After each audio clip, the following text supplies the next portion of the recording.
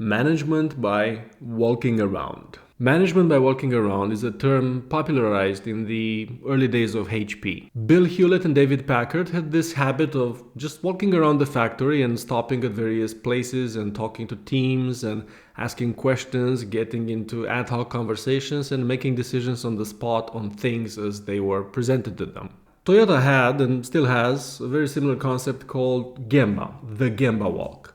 In Japanese, Gemba means the actual place, and in this context, it means the actual place where value is created, where the work is done.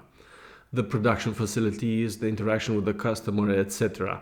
But far from the management offices, far from the administrative buildings. I absolutely love management by walking around. I think it's one of the most important things you can do as a leader. When I was a manager, I did it every day. It doesn't just keep you in touch with people and helps with relationships, which it does, but it also keeps you honest as a leader. What do I mean by that keeps you honest? I mean that when you lock yourself into a room with your carefully selected team and you start brainstorming and designing things and making plans, you will inevitably, sooner or later, despite your best intentions, fall victim to the ludic fallacy. The ludic fallacy is unintentionally creating solutions and systems that look good on paper but are unsuited to the complexities of real life.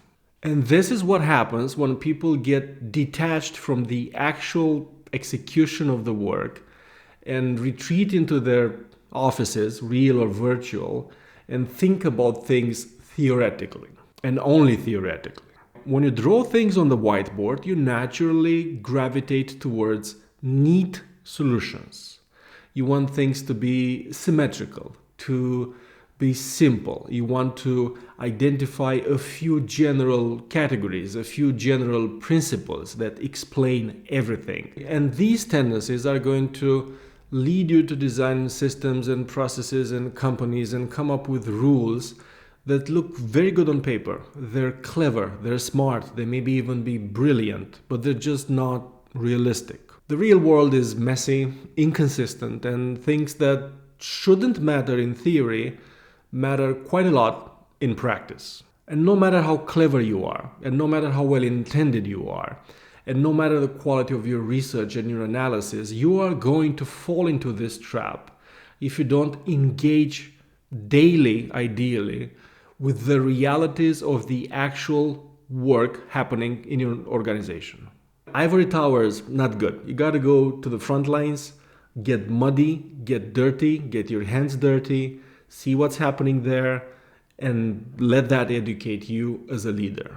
Yeah, it's a bit harder to do online if you work from home, if you have a distributed team, but the general principle is the same. You've got to go there and engage with the people doing the actual work. So if you have to do that virtually, just attend those meetings where actual team discuss actual day-to-day work things, observe, ask a question once in a while. Don't take over that meeting, just observe and be there to help if they need the help. Get in touch with the people actually doing the work, even when you don't have a specific thing to talk about, but just ask, hey, how it's going, what's happening, what are you working on right now, can I help with anything? Ask some questions, start some conversations. It's invaluable. Have a good one.